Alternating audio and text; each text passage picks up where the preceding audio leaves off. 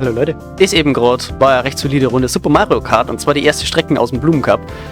Deswegen im Schnelldurchlauf. Bei der nächsten Strecke ist es eigentlich auch ganz gut gegangen, bloß ich habe schon wesentlich mehr Schiss gehabt. Film ab.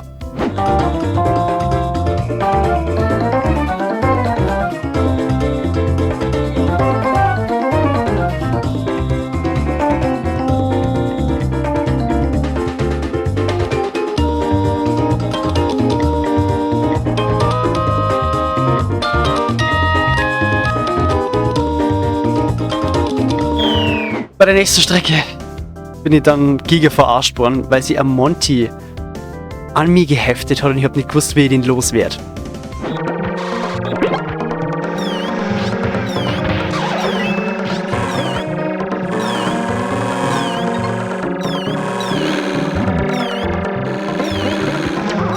Und Leute, es ist Springen.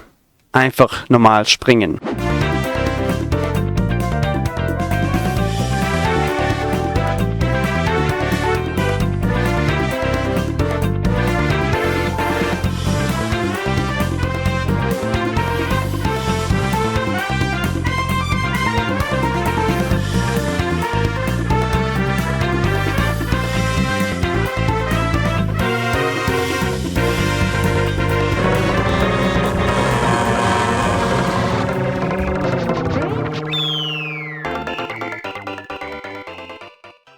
So, und ab jetzt wird's anstrengend. Aber ich hoffe, es ist trotzdem unterhaltsam für euch.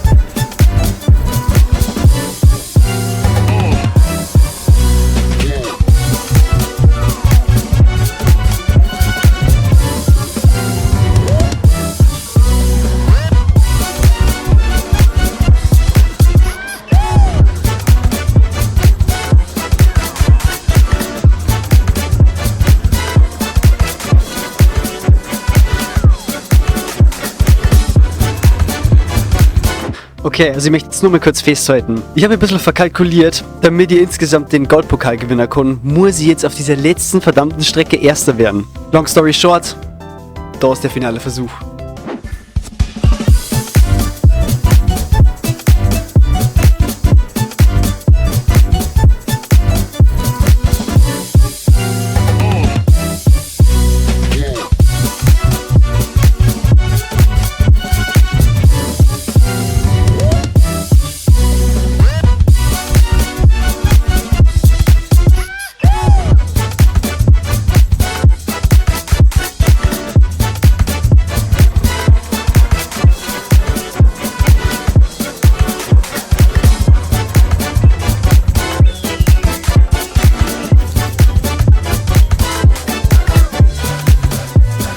Ich bedanke mich fürs Zuschauen, liken, kommentieren und Glocke aktivieren.